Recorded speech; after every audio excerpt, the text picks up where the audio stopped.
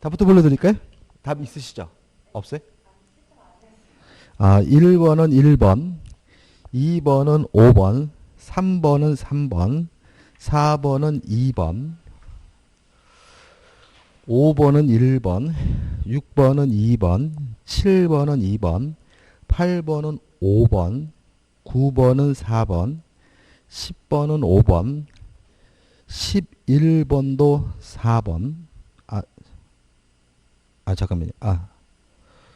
11번은 몇 번이지, 답이? 11번. 잠깐만요. 11번 답을 한번 볼게요.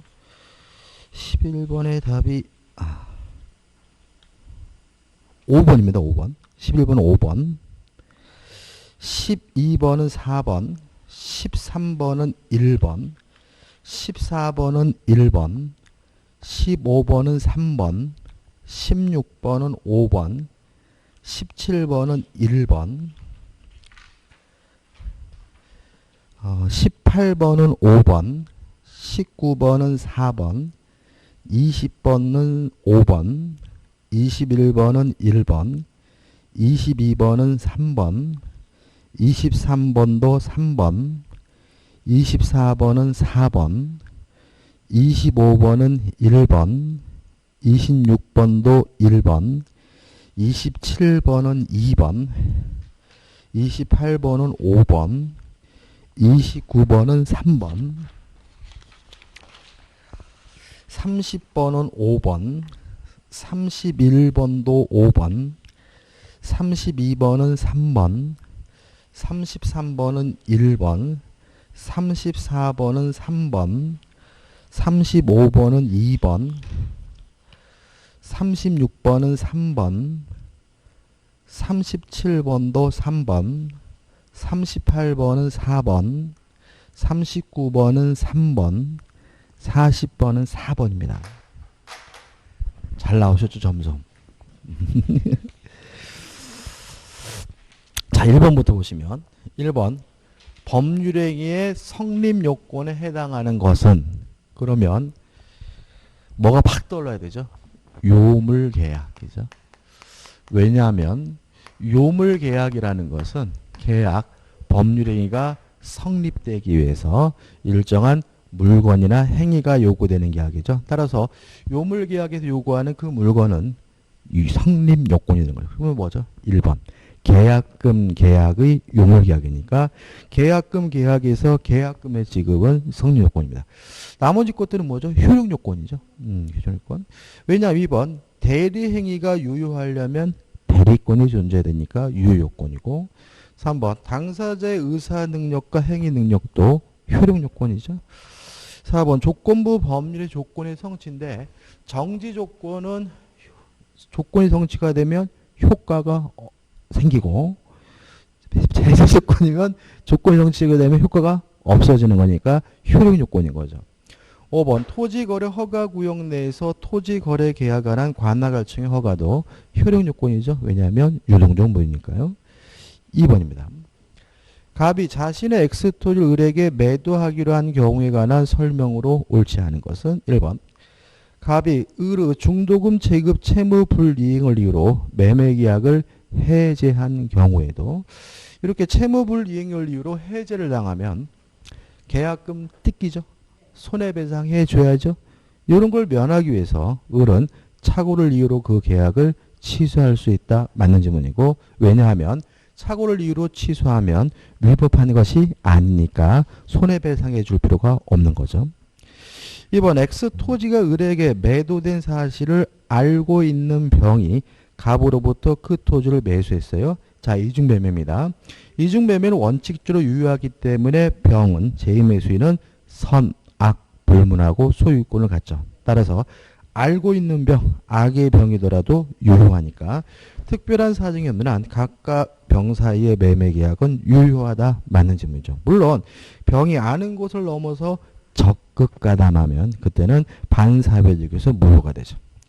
3번 갑이 가장 매매를 하여 을 명의로 X토지에 대한 소유권 이전 등기를 해준 경우, 갑은 을의 상속인 병이죠. 이 상속인 병은 제3자인가요? 아니죠. 그죠? 우리가 제3자는 당사자 및 포괄생계인을 제외한 사람.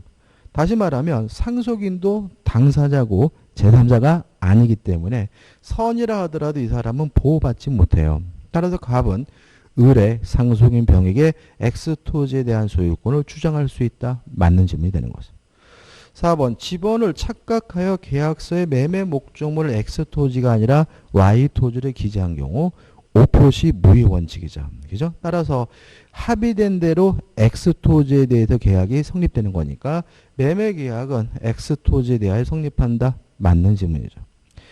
5번 만일 정소의 X토지를 상속받은 갑이 상속세를 면하려고 정명의로 을과 매매 계약을 체결했어요. 우리가 세금 회피는 인간 본성의 발현이니까 뭐 하지 않죠? 반사회적이지 않죠. 따라서 그 계약은 반사회 질서의 법률행위로서 무효이다. X고요. 답은 5번이 되죠. 3번 불공정한 법률에 관한 설명으로 옳은 것은 1번 증여계약도 불공정한 법률에 될 수 있다. X죠. 자, 왜냐하면 우리가 불공정한 법률에 적용되지 않는 경우가 있어요. 증여와 경매죠. 일단 증여는 항상 불공정할 수밖에 없죠. 항상 불균형할 수밖에 없는 것이니까 증여에 대해서 백사적으로 적용되지 않고요.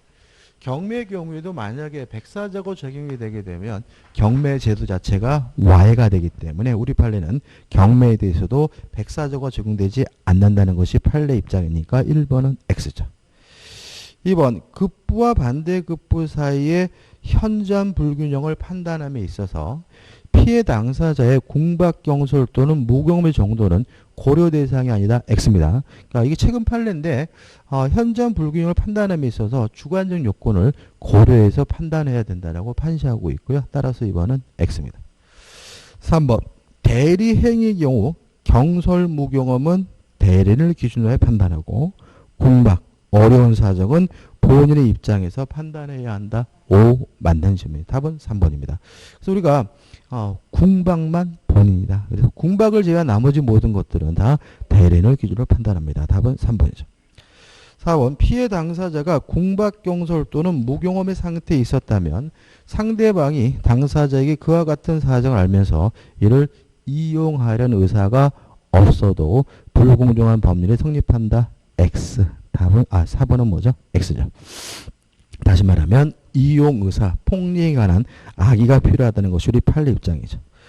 5번 불공정한 법률행위가 현저하게 공정을 이룰 경우 그것은 당사자의 공박, 경솔 또는 무경험이 인하는 것이 추정된다. X. 추정되지 않습니다. 따라서 우리 판례에 따른다면 객관적 요건이든 주관적 요건이든 모든 요건을 무효를 주장하는 사람이 입증해야 된다는 것이 판례 입장이죠.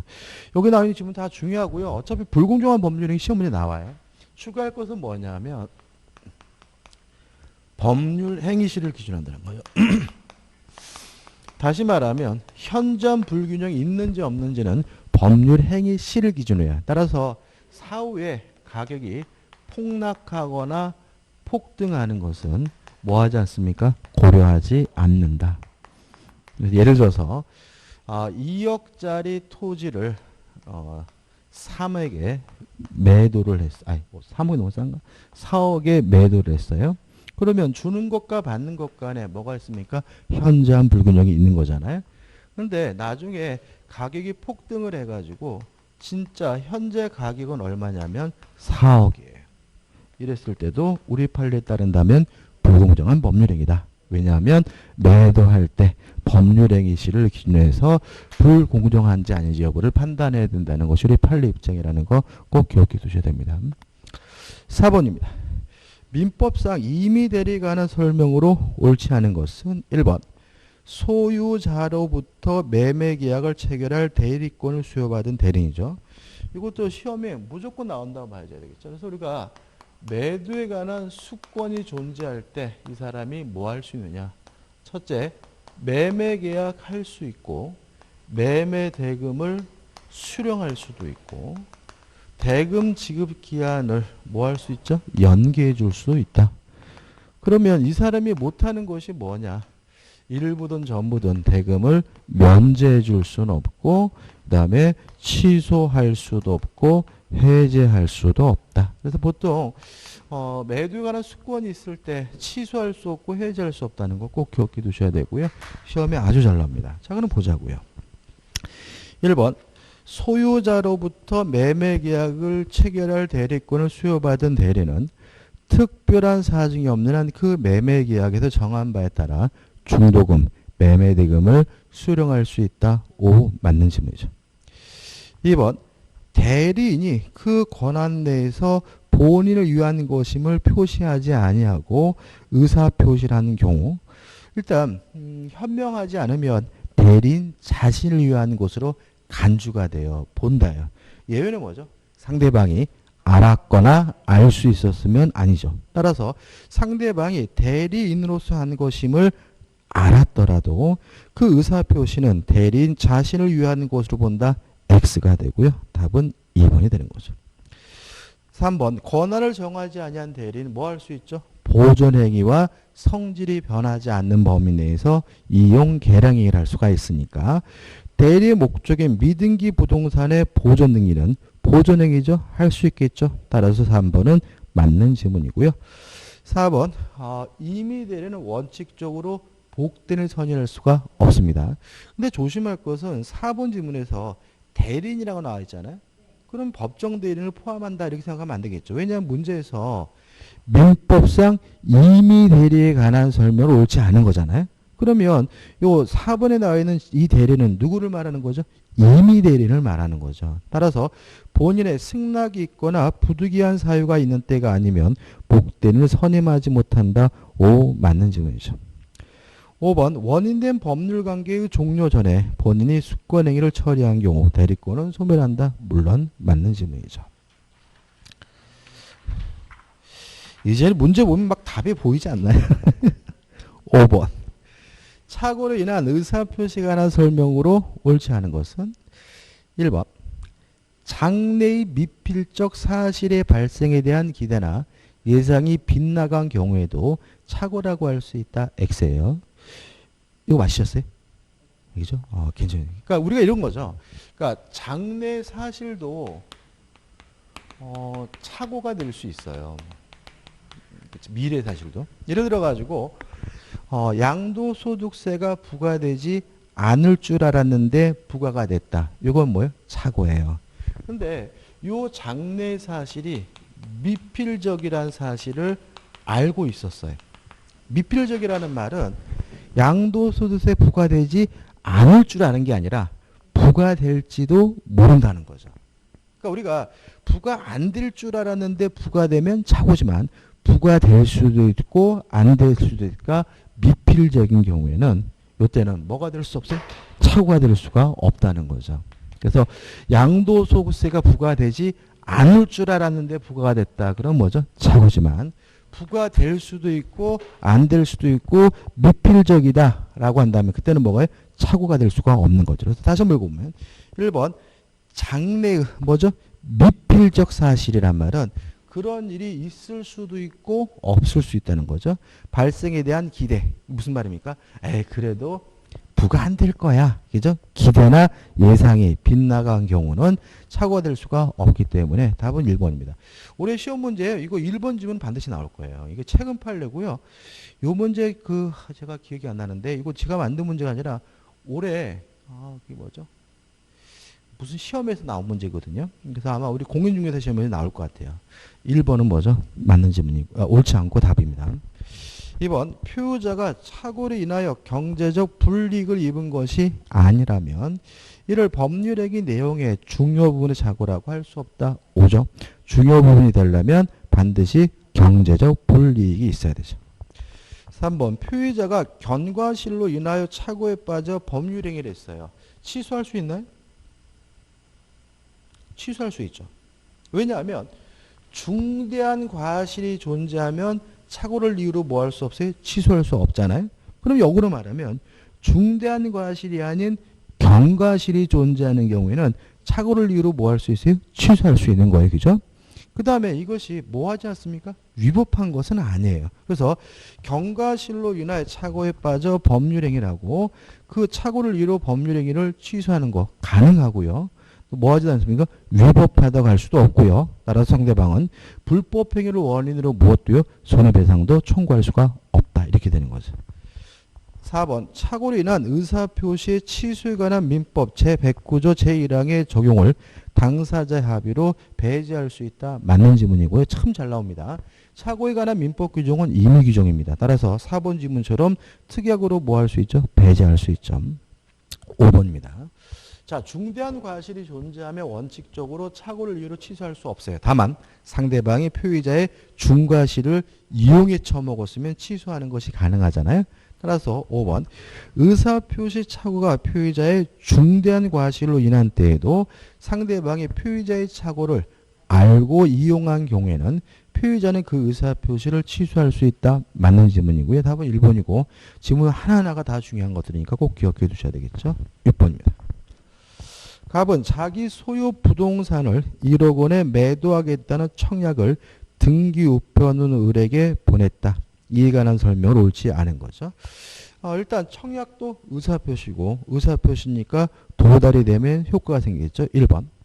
갑의 청약은 을에게 도달한 때 효력이 생긴다. 맞는 지문이죠. 답은 2번인데 이것도 참 잘 나옵니다. 자, 표의자가 의사표시를 발신 후 도달하기 전에 사망하거나 제한 능력자가 되더라도 아무런 영향을 미치지 않아요. 따라서 사망하더라도 도달하게 되면 정상적으로 효과가 생기고요. 또 제한 능력자가 되더라도 도달하게 되면 정상적으로 뭐가요? 효과가 생기는 거거든요. 따라서 1번. 갑이 등기 우편을 발송한 후 성년 후견 개의 심판을 받았어요. 제한 능력자가 된 거죠. 아무런 영향을 미치지 않는 것이니까 을에게 도달한 갑의 청약은 효력에 발생하지 않는다. X고요. 답은 2번이 됩니다. 3번 갑의 등기 우편은 반송되지 않는 한 특별한 사정이 없는 한 을에게 배달된 것으로 인정하여야 한다. 맞죠? 우리가 등기 우편이나 내용 증명 우편이 발송이 되고 반송되지 않고 있다면 도달된 것으로 간주가 되죠. 4번 갑은 등기 우편이 을에게 도달하기 전에 자신의 청약을 철회할 수 있다. 맞죠? 의사표시를 도달하기 전에는 철회할 수 있고 5번 갑이 청약의 효력을 발생하기 위해서 을이 그 내용을 알 것까지는 요하지 않죠. 왜요? 요지주의가 아니라 도달주의니까요. 답은 2번이죠. 7번입니다. 복대리에 관한 설명으로 옳은 것은 1번 복대리는 대리인의 대리인이다. X. 본인의 대리인이죠. 다시 말하면 대리인이 선임한 본인의 대리인은 우리가 복대리인하는 거죠. 2번 복대리인의 대리권의 범위는 대리인의 대리권의 범위를 넘지 못한다. 옵니다. 답은 2번이죠. 다시 말하면 복대리권은 대리인의 대리권으로부터 비롯됐으므로 대리인의 대리권보다 복대리권이 더 클 수는 없으니까 2번은 맞는 질문이죠. 3번 임의 대리인은 본인의 승낙이 있는 경우에 하나여 X입니다. 원칙적으로 선임할 수 없고요. 승낙이 있거나 또는 부득이한 사유가 있으면 그래서 승낙이 있는 경우에도 복대는 선임할 수 있고요. 부득이한 사유가 있는 경우에도 복대는 선임할 수가 있으니까 승낙이 있는 경우에 하나요? X네. 3번 법정 대리인이 부득이한 사유로 복대인 선임했어요. 자, 이런 문제죠.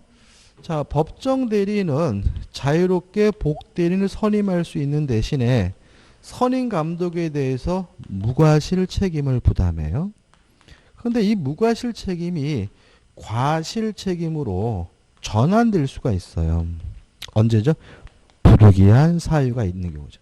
다시 말하면 법정 대리인이 복대인 선임한 것에 대해서 부득이한 사유가 존재하는 경우에는 무과실 책임이 뭐로 바뀝니까? 과실 책임으로 바뀌는 것이지 책임 자체가 없어지는 것은 아니기 때문에 4번 법정 대리인이 부득이한 사유로 복대리인 선임한 경우 그 선임 감독에 관한 책임을 면한다. X. 책임을 면하는 것이 아니라 무과실 책임에서 과실 책임으로 전환이 되죠.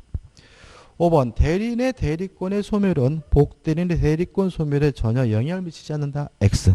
대리인의 대리권 소멸하면 복대리권도 자동으로 소멸이 돼야 됩니다. 답은 2번이죠. 8번입니다. 무권대리에 관한 설명으로 옳지 않은 것은 1번 무권대리인이 체결한 계약은 본인 일을 추인할 수 있다. O 맞는 질문이고요. 2번 무권대리인 체결한 계약의 상대방은 상당한 기간을 정하여 본인에게 추인료 확답을 채구할 수 있다. 맞는 질문이고 요 항상 조심할 것은 이 상대방은 선의 상대방뿐만 아니라 악의사, 선악불문하는 거죠. 채고는.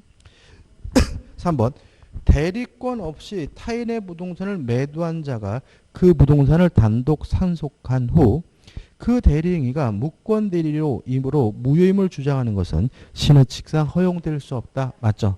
우리가 뭐라 그러죠? 금반환의 원칙이죠. 신의칙상 인정되는 금반환의 원칙. 반대되는 언행이 금지가 된다. 아버지가 생존해 계실 때는 팔겠다고 해놓고 이제 와서 무효임을 주장하는 것은 반대되는 언행이기 때문에 허용되지 않고요. 따라서 3번은 맞는 질문이죠. 4번 무권대리행위가 제3자의 기망 등의 위법행위로 야기되었더라도 민법 제135조에 따른 무권인의 상대방에 대한 책임은 부정되지 않는다. 맞는 질문이죠. 이것도 좀 중요한데 자, 이런 문제입니다. 자, 무권대리인과 거래한 상대방은 무권대리인에게 이행을 청구하거나 또는 손해배상을 청구할 수가 있는 거죠. 물론 이행을 청구할 것인지 아니면 손해배상을 청구할 것인지는 누가 선택합니까? 상대방이 선택하겠죠. 요건은 상대방은 선의이고 무과실해야 된다. 그 다음에 무권대리인에게 반드시 뭐가 있어야 되냐면 행위 능력이 있어야 된다. 그래서 만약에 무권대리인이 제한 능력자라면 상대방은 이행을 청구하거나 손해배상을 청구할 수가 없고요. 조심할 것은 무권대리인에게 아무런 고의도 과실도 요구하지 않는다. 일종의 뭐죠? 무과실 책임인 거죠. 그럼 여기서 이제 이해할 수가 있는데 무권대리인이 제3자의 기망 등 위법행위를 야기됐어요. 그러면 다른 놈이 사기치는 바람에 팔아먹은 것이니까 무권대리인에게 아무런 고의도 과실도 없는 거죠. 그래도 상대방 무권대리인에게 이행을 청구하거나 손해배상을 청구할 수가 있는 겁니다. 왜냐하면 고의나 과실을 요구하지 않으니까. 따라서 민법 제135조에 따른 무권대리인의 상대방에 대한 책임은 부정되지 않는다. O 맞는 질문이 되는 거죠. 5번 민법 제135조에 따른 무권대리인의 상대방에 대한 책임은 대리권 흠결에 관하여 무권대리인에게 규책 사유가 있어야만 인정된다. X.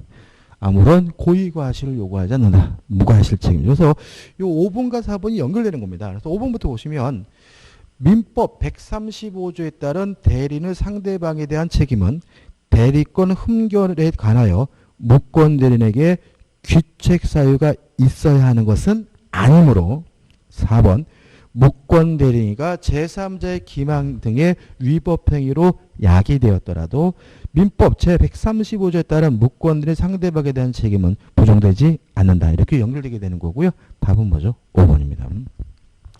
9번입니다.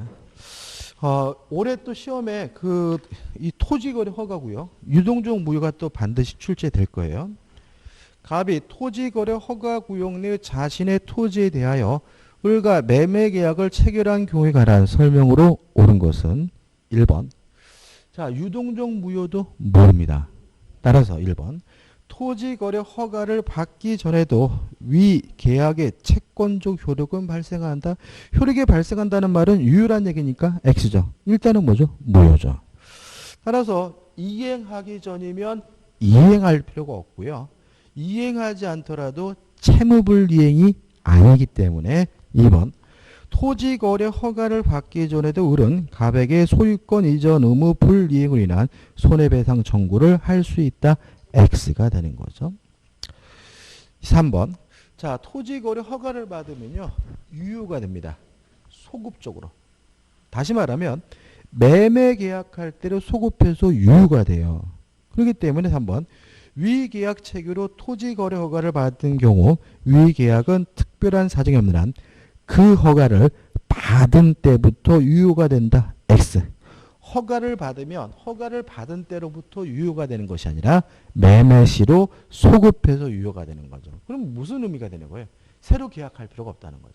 그죠? 그러니까 만약에 허가 받은 때부터 유효하면 다시 뭘 해야 돼? 매매 계약을 해야 되는데 소급해서 유효가 되니까 굳이 또 다시 뭐 할 필요 없어요? 매매 계약을 할 필요가 없는 거죠. 따라서 이것도 뭐가 될 수 없어요? 답이 될 수는 없는 거죠. 4번. 토지거래 허가를 받기 전에 갑과 을이 허가 신청 협력 의무 이행 거절 의사를 명백히 표시했어요. 쌍방임. 그럼 이 사람들은 더 이상 허가받을 가능성이 없으니까 유동적 무효가 아니라 확정적 무효죠. 따라서 이 계약은 확정적 무효가 된다. 맞는 질문이고요. 답은 4번이 되는 거죠. 5번입니다. 자, 5번은 어떤 문제냐면 요겁니다. 신원칙상 인정되는 금반의 원칙이 적용되지 않는 경우가 있어요. 두 가지인데 첫째, 제한 능력자에게는 적용되지 않아요. 따라서 제한 능력자는 자신이 한 행위를 스스로 뭐 할 수 있죠? 취소할 수 있죠. 그러니까 우리가 오늘 미성년자가 매매 계약을 하고 다음날 아저씨 저 곧비리니까 이 매매 계약 취소할래요. 가능하거든요. 왜냐하면 제한 능력자에게는 금반의 원칙이 적용되지 않으니까요. 두 번째는 뭐냐면 강행법규 위반입니다. 강행법규 위반의 경우에도 금반의 원칙이 적용되지 않습니다. 따라서 스스로 실권 법을 위반해 놓고 나중에 무효임을 주장하는 게 가능해. 그러니까 지가 실권 법을 위반했고 위반하는 계약을 해놓고 나중 가서 야 그거 무효야 이렇게 주장하는 건 원칙적으로 뭐죠? 반대되는 언행이니까 허용되면 안 되는 거잖아요. 근데 우리 판례는 강행법규 위반의 경우에는 금반원의 원칙이 적용되지 않는다라고 판시하고 있습니다. 따라서 이 두 가지 경우에는 금반원 원칙이 적용되지 않아요. 그러면 5번을 보시면 토지거래 허가 제도에 관한 법 규정도 강행 규정입니다. 강행 규정의 경우에도 위반의 경우 금반의 원칙이 적용되지 않으니까 스스로 지가 실권 무효인 행위를 해놓고 나중에 무효임을 주장하는 것이 뭐한 거예요? 가능한 거예요. 그래서 5번. 토지 거래 허가를 받지 못하며 이 계약이 확정적으로 무효가 된 경우 강행법규 위반인 거죠. 그 무효가 됨에 있어서 귀책 사유가 있는 자, 스스로 무효인 행위를 한 자는 계약의 무효를 주장할 수 없다. X. 왜냐하면 주장할 수 있다. 왜요? 강행법규 위반의 경우에는 금반의 원칙이 적용되지 않기 때문에 이렇습니다. 따라서 답은 4번이 되는 거죠. 10번. 법률행위의 조건과 기한에 관한 설명을 옳지 않은 것은 1번. 기한부 권리는 일반 규정에 의하여 처분할 수 있다. 뭐 조건부 권리든 기한부 권리든 처분할 수도 있고 보존할 수도 있고 담보로 제공할 수도 있고 상속도 되는 거죠. 2번. 조건 있는 법률 당사자는 조건의 성부가 미정한 동안에 조건의 성취나 생길 상대방이 이익을 해하지 못하죠. 그래서 만약에 이러한 행위를 하면 상대방은 조건이 성취됐음을 주장할 수가 있는 거죠. 3번. 해제 조건 있는 법률 행위는 조건이 성취한 때로부터 그 효력을 잃지만 소급하지 않습니다. 다만 조건 성취 효과는 당사자 간의 특약으로 소급시키는 게 가능하기 때문에 당사자 의사에 따라 이를 소급하게 할 수 있다. 맞는 질문이 되는 거죠. 그래서 우리가 조건은 특약으로 소급시킬 수 있어요. 기한은 특약으로도 뭐 할 수 없습니까? 소급시킬 수가 없어요. 그래서 4번 보시면 시기 있는 법률행위는 기한이 도래한 때로부터 그 효력이 생기고요. 당사자 간의 특약으로도 그 효과를 뭐 할 수 없습니까? 소급시킬 수가 없다는 점이 차이가 있는 거죠. 그래서 우리가 3번 조건 성취 효과는 소급하지 않지만 특약으로 소급시킬 수가 있지만 기한 도래 효과는 4번 당사자 간의 특약으로도 뭐 할 수 없죠? 소급시킬 수가 없다는 거 꼭 기억해 두시기 바랍니다. 5번 부부관계 종료를 해제 조건으로 하는 징역이야기죠. 조건이 반사회적이면 조건만 무효인 것이 아니라 법률행위 전체가 무효죠.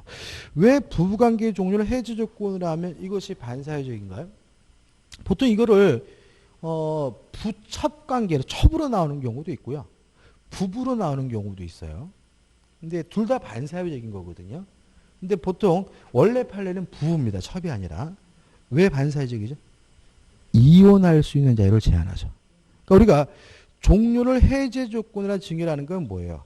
10억짜리 땅을 주면서 혹시라도 이혼하면 반환해야 돼. 이런 계약이잖아요. 그럼 이거는 뭐예요?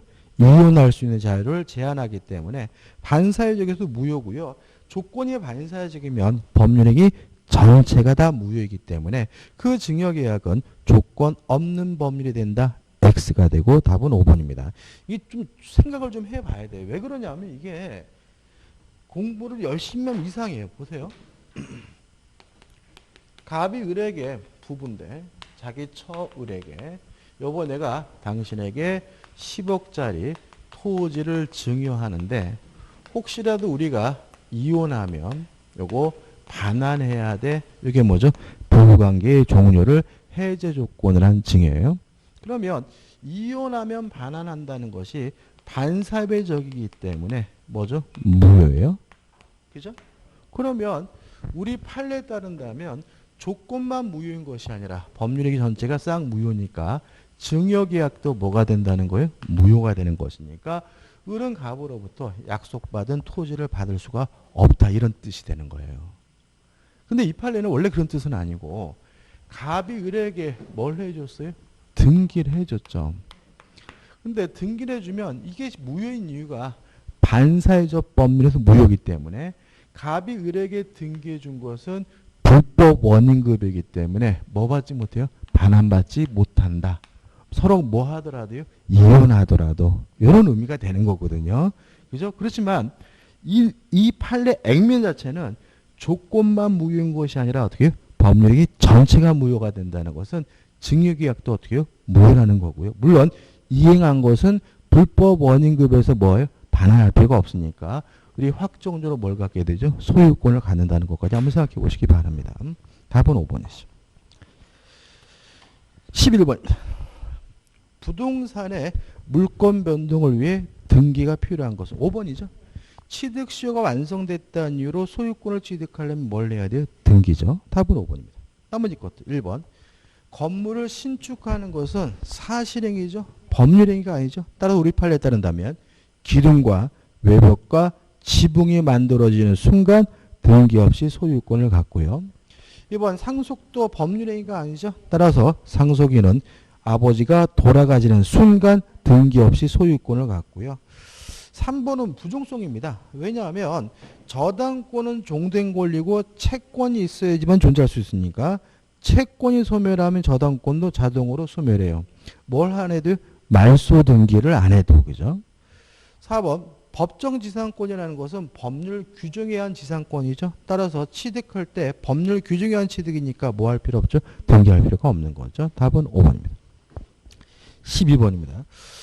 올해 그 산업인력관리공단에서 이제 민법을 보잖아요. 우리 공인중개사 지금 마지막에 보는 겁니다. 그래서 뭐 이미 뭐 감정평가사, 변리사, 노무사 뭐 다 봤어요. 뭐 행정사, 주택관리사 뭐 제가 아까 하나가 생각이 안 나네. 아무튼 다 봐갔는데 다 보니까 요 등기 추정력에 대해서 문제를 계속 내고 있더라고요. 그러니까 이 등기 추정력은 일반적으로 출제 가능성 한 반반인데 다른 시험에서 대부분 다 뭘 냈냐면 등기 추정력에 대해서 냈기 때문에 공인중개에 내지 않을까 싶어요. 그래서 중요하다 이런 얘기죠. 12번입니다. 등기 추정력에 관한 설명으로 옳은 것을 모두 고른 것은 A번. 가등기가 그 등기 명인의 의사에 기하지 않고 위조된 서류하여 부적법하게 말소된 사실이 인정되는 경우. 그러면 가등기 말소 안 됐죠? 가등기 소멸되지 않은 거죠. 따라서 그 가등기는 여전히 적법하게 이루어진 것으로 추정된다. 맞는 지문입니다. 2B번.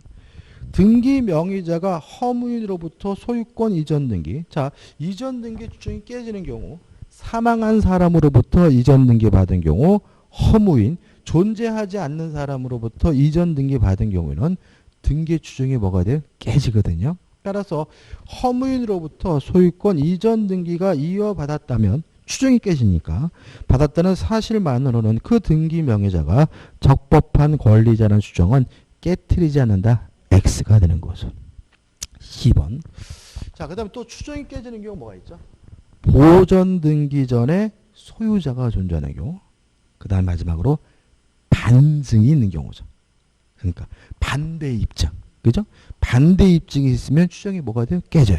그럼 10번 보시면 소유권 이전 등기 원인으로 주장된 계약서가 진정하지 않은 것으로 증명됐어요. 이게 뭐예요? 반증인 거죠. 그러니까 반증. 그러니까 그쪽에서 야 임마 여기 매매 계약서 있잖아. 그런데 그쪽에서 어떻게 해요? 위조된 거다. 가짜다라고 어떻게 해요? 입증을 하면 반증이 있는 것이니까 추정이 뭐가 돼요? 깨져야 돼요. 따라서 증명된 경우 그 등기의 적법 추징은 봉멸되는 것이고 계속 다른 적법한 등기원이 있을 것으로 추정할 수는 없다. 맞는 질문이 되는 거죠. 왜요? 반증이 있으면 추정이 깨지니까. 따라서 A와 C 두 개에서 답은 4번이 됩니다. 13번.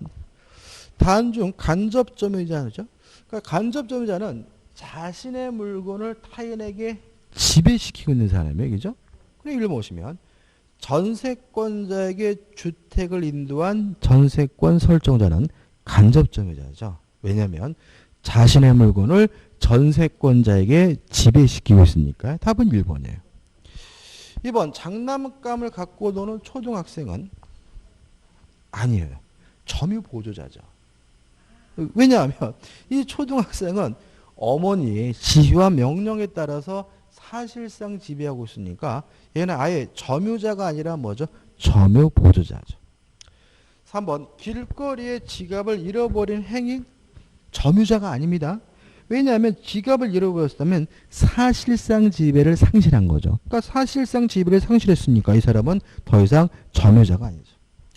4번 타인으로부터 자정을 훔친 자 직접 점유자죠. 그죠? 그러니까 훔쳤더라도 소유권이 없더라도 사실상 지배하고 있으니까 뭐죠? 점유자고. 이 사람은 뭐예요? 직접 점유자죠. 5번 주인을 대신하여 가게를 보는 종업원은 점유보수자죠. 그죠? 이 사람도 지시와 명령에 따라서 사실상 지배하죠. 따라서 간접 점유자는 1번 하나네요. 14번입니다. 점유에 관한 설명으로 옳지 않은 거죠. 자, 일단 우리가 선의 점유자는 과실수취권이 있어요. 따라서 과실을 수취할 수 있으니까 수취한 과실을 부당이득으로서 반환할 필요가 없는 거죠. 근데 악의 점유자는 과실수취권이 없어요. 따라서 수취한 과실이 있다면 부당이득으로서 반환을 해줘야 되고요.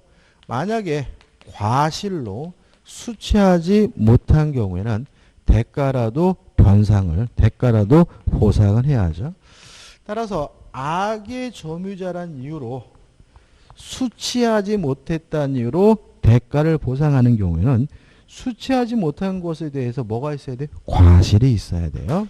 따라서 1번 과실 없이 과실을 수취하지 못한 악의 점유자는 회복자에 대하여 그 과실의 대가를 보상하여야 한다. X가 되는 거죠. 답은 1번입니다. 2번 전후 양시에 점유한 사실이 있는 때 그 점유는 계속한 것으로 추정이 되고요. 3번 점유자가 점유하고 있는 동산에 대하여 행사하는 권리는 적법하게 보유한 것 추정함이 원칙이죠. 따라서 동산에 대해서 점유하고 있는 사람은 소유자임을 추정받습니다. 4번 선의 점유자라도 본권에 관한 소에 패소하면 언제부터죠? 그 소가 제기된 때, 소송이 제기된 때, 판결된 때가 아닙니다. 제기된 때로부터 악의 점유자로 보고요. 5번 타주 점유자에게도 유익비 상환 청구 인정될 수 있다. 그러니까 우리가 비용은 선악불문하고 청구할 수 있다는 말은 흠이 있는 점유자, 타주 점유자도 뭐예요? 필요비 유익비 상환을 청구할 수 있다는 얘기인 거죠. 그죠? 따라서 옳지 않은 것은 1번이고 1번이 답이 됩니다. 좀 쉬었다가요. 15번을 보도록 하겠습니다.